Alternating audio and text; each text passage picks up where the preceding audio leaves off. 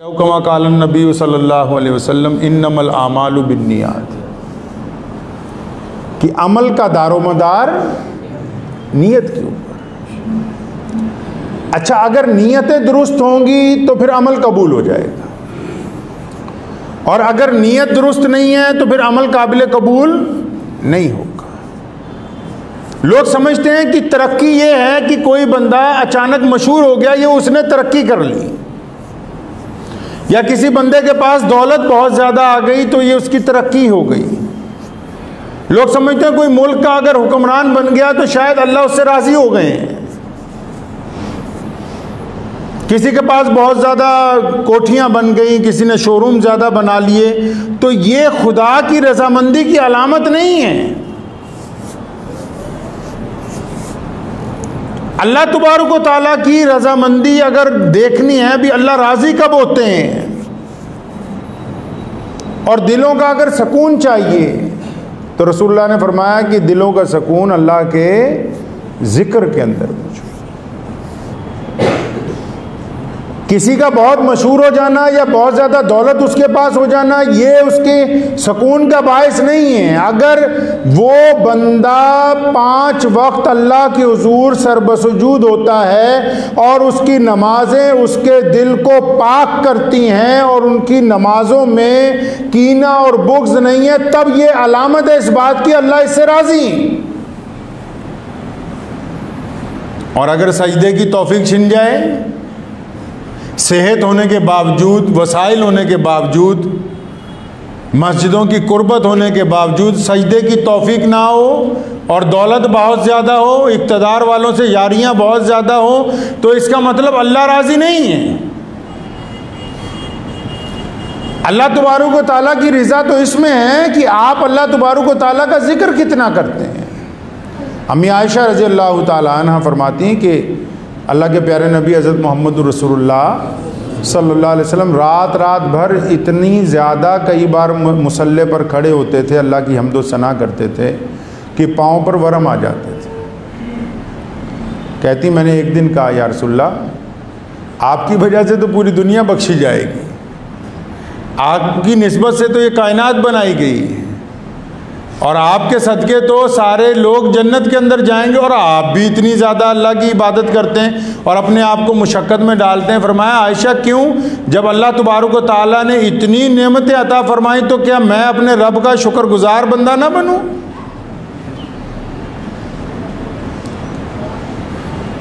दुनिया की बीमारियों का इलाज मुमकिन है, लेकिन रूह की बीमारी का इलाज तब मुमकिन है जब बज़ात खुद बंदा अपनी रूह का इलाज करना चाहेगा।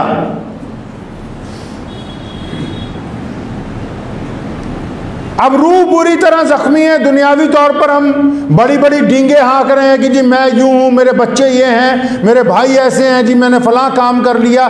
डींगे हाँकने से अल्लाह की रज़ा हासिल नहीं हो सकती, और अल्लाह तबारक व तआला को तो ज़मीन पर अकड़ के चलने वाले बंदे पसंद नहीं हैं। बड़ा बंदा तो वो है जो आजिज़ी और इनकसारी से मिलता हो। जो बंदा किसी के साथ बड़ा झुक के मिल रहा है ना, झुक के मिल रहा है, इसका मतलब उसका कद मिलने वाले से ज़्यादा बड़ा है, तभी तो वो झुक के मिल रहा है। और अगर उसका कई बातें हैं, किन लोगों का हसद दिल के अंदर पाल रखा है, जिनसे बाद में खुशी से हाथ मिलाते हो, वो हसद हमें रात को सुकून से सोने नहीं देता। ऐसी कौन सी बेईमानियां हैं जो रात को हमारे कुलूब को परेशान रखती हैं? ऐसी कौन सी नीयतें गंदी कर रखी हैं अपने खानदान की औरतों के ऊपर कि रात को हम बिस्तर पर लेटने के बावजूद परेशान रहते हैं? ऐसी कौन सी ठगियां हमने उन लोगों के साथ मारी हैं जिनका हम पर पूरा यकीन था कि ये मेरे साथ कभी धोखा नहीं कर सकता? वो ठगबाजियां हमें परेशान रखती हैं। अब जब तक हम अपने दिल को अल्लाह का नाम लेकर धोने की कोशिश नहीं करेंगे तो कोई पीर, कोई वली, कोई डॉक्टर हमारे दिल का इलाज नहीं कर सकता है। मैं अक्सर आप लोगों को एक बात कहा करता हूं कि नमाज जो है, जब अल्लाह ने कहा ना रसूलुल्लाह को कि हमने 5 नमाजें फ़र्ज कर दी हैं आपकी उम्मत पर, तो साथ में ये भी बताया भी फ़र्ज क्यों की है। इस्लाम ने कोई बात बिना वजह के नहीं कही। मस्जिद बनाई तो बता दिया इसलिए बनाई है ताकि ये मुसलमान इकट्ठे होकर नमाज पढ़ें, आपस में इनमें मोहब्बत पैदा हो जाए। कुरान नाजिल किया तो बताया इसलिए ताकि तुम इससे हिदायत पाओ, ये इस काम के लिए किताब नाजिल की है। नमाज का जब हुक्म दिया तो साथ में अल्लाह ने बताया कि मेरे प्यारे महबूब नमाज इसलिए अब पढ़वाने लगा हूं ताकि नमाज पढ़ने वाले लोग मुत्तकी बन जाएं, नेक बन जाएं। जिस दिन रोजे फर्ज करने का हुक्म दिया उसकी वजह भी साथ में बयान की कि रोजे तुमसे इसलिए रखवा रहे हैं ताकि तुम मुत्तकी बन जाओ, तुम्हारे गुनाह झड़ जाएं। अब जब अल्लाह तबारक व तआला ने ये बातें हमें बता दी सरीह तौर के ऊपर, अब फिर हम लगे हुए हैं मुशक्क़त के काम नहीं करना चाहते, अपने लिए दवाई खाने के लिए तैयार हैं। अगर कोई बंदा आ जाता है तावीज़ लेने के लिए, जी मेरे ऊपर जादू बहुत है, टूना बहुत है जी, अब हम जैसा कोई मौलवी जो तावीज़ ना देता हो उसे बिठा के समझाए कि रसूलुल्लाह सल्लल्लाहु अलैहि वसल्लम ने फरमाया भी जिस घर में सूरह बकरा की तिलावत होती हो, बड़े से बड़ा आमिल, बड़े से बड़ा जिन, बड़े से बड़ा खबीस उस घर में नहीं घुस सकता। अजी नहीं, वो रहने दो, ये बताओ तुम हमें कोई तावीज़ लिख दो, 500 रुपये ले लो, क्या समझे। जब बजाते खुद ही बंदा तैयार नहीं है अपने ऊपर मेहनत करने के लिए। सजदा हम अगर 5 वक्त कर रहे हैं, ऐसी रूहें भी हैं जो 5 वक्त अल्लाह ताला के हुजूर सजदा तो कर रही, सजदे में लुत्फ नहीं आ रहा है। लुत्फ क्यों नहीं आ रहा है जी? क्योंकि रूह जख्मी है। हज़रत हंज़ला रज़ी अल्लाह ताला अन्हु एक दिन अपने घर से निकले शोर मचाते हुए कि मैं मुनाफिक हो गया हूँ, अल्लाह मुझ पर रहम करे। सैयदना अबू बकर रास्ते में मिल गए, पूछा क्या बात है भाई, इतना परेशान है तो ज़ोर ज़ोर से बोलता आ रहा है। फरमाया अबू बकर आप हमारे भाई हैं बड़े, मैं बड़ा परेशान हूँ, मुझे अपने दिल पे शक हो गया,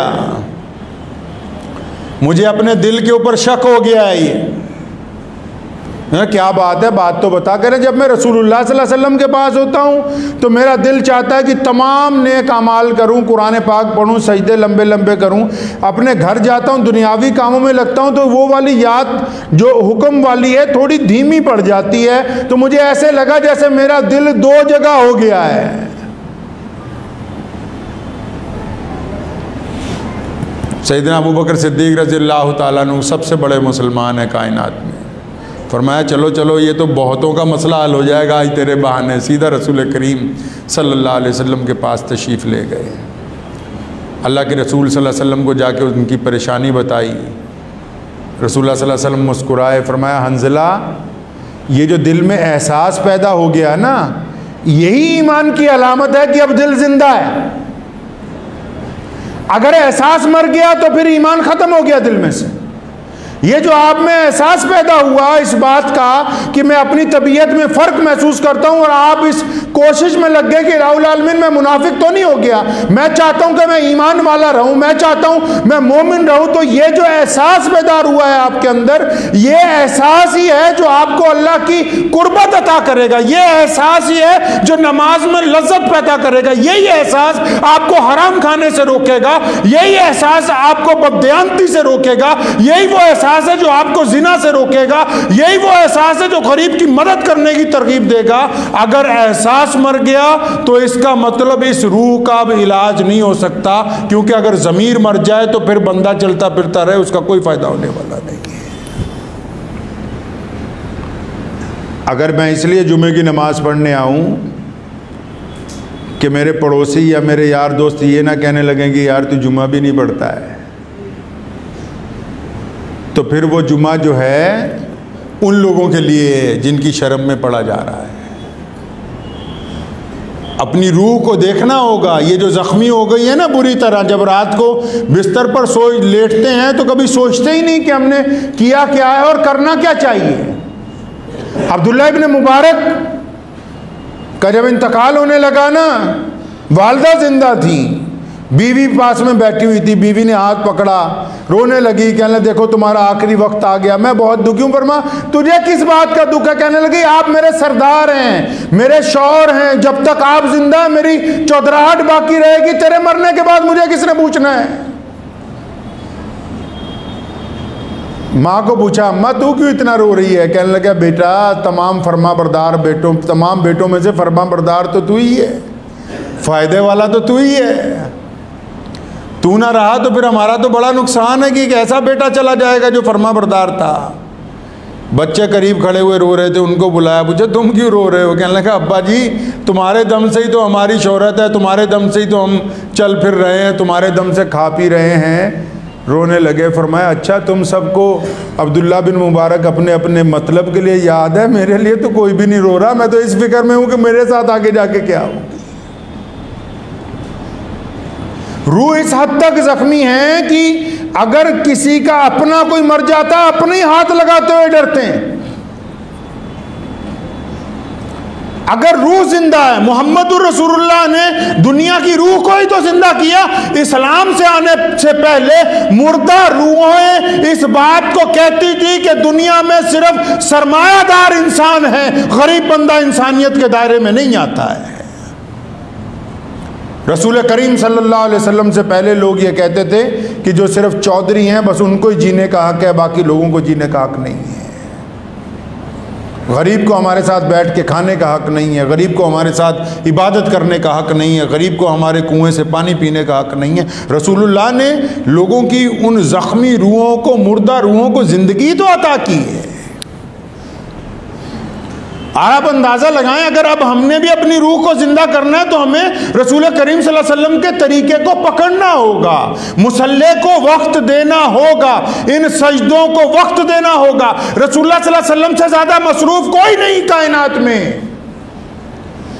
कभी आपने इस अंदाजे में सोचा कि रसूलुल्लाह सल्लल्लाहु अलैहि वसल्लम से ज़्यादा कोई बिजी नहीं था? सिर्फ 23 साल की ज़िंदगी में पूरी कायनात का सबसे बड़ा मजहब अता किया। 23 साल की ज़िंदगी में हर रंग और नस्ल के लोगों को ज़िंदगी अता की। 23 साल की ज़िंदगी में कुरान पाक अता किया। 23 साल की ज़िंदगी की बदौलत आज पूरी दुनिया के हर मुकाम पर मस्जिदें आबाद हैं। सिर्फ 23 साल ज़िंदगी को देखकर आज 1 अरब 26 करोड़ लोग जो हैं कलमा ला इलाहा इल्लल्लाह मुहम्मदुर रसूलुल्लाह पढ़ते हैं। अब अंदाज़ा लगाओ रसूलुल्लाह कितने मसरूफ़ होंगे कि सिर्फ 23 साल में जिस ज़ात ने इतने बड़े काम किए, उसके बावजूद, मसरूफियत के बावजूद, अनस फरमाते हैं रज़ी अल्लाह ताला अन्हु कि एक जंग के मौके पर मैंने देखा कि हुज़ूर सल्लल्लाहु अलैहि वसल्लम को मैं देख रहा था, तमाम लोग अपने अपने कामों में लगे हुए थे, तो आप सल्लल्लाहु अलैहि वसल्लम के नफिल पढ़ने का वक्त हुआ तो घोड़े पर ही काली कमली वाले ने नीयत बांध ली। अगर आप अपनी रूह को, ज़ख्मी रूह को अच्छा करना चाहते हैं तो अल्लाह का ज़िक्र करें, अल्लाह का ज़िक्र करें। अगर आप ज़ख्मी रूह को ठीक करना चाहते हैं, अगर आप चाहते हैं कि आपके दिल को सुकून मिले।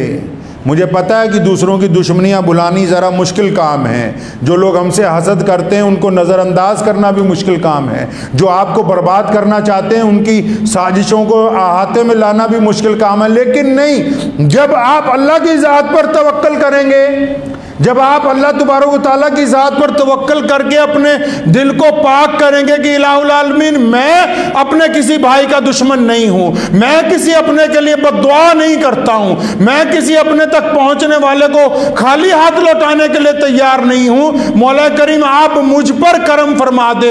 अगर आप ये समझें,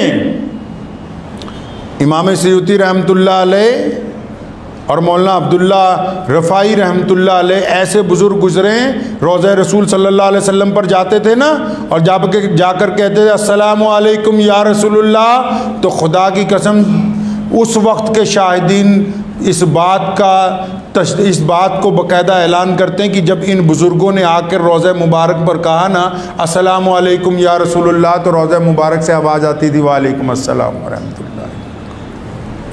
क्यों? किसी ने पूछा हज़रत ये इतना बड़ा मुकाम कैसे मिल गया? फरमाया मैंने रसूलुल्लाह की एक हदीस पढ़ी, अल्लाह ताला फरमाने लगे, रसूलुल्लाह सल्लल्लाहु अलैहि वसल्लम ने कहा, अल्लाह ताला ने भी कहा कि हमने आपको सबसे आला उम्मत बनाया। किसको?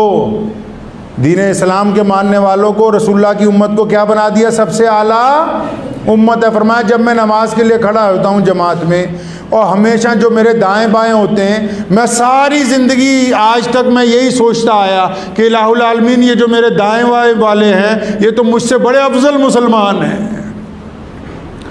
किसी आम मुसलमान को भी अपने से आला नहीं समझा कभी। वक्त के इमाम ने, वक्त के बहुत बड़े मुहद्दिस ने किसी आम मुसलमान को भी अपने से आला नहीं समझा। सारी ज़िंदगी इसी बात को जहन में रखा कि इलाही ये जो और लोग नमाज पढ़ रहे हैं, मैं तो इन सबसे ज़्यादा गुनहगार हूँ।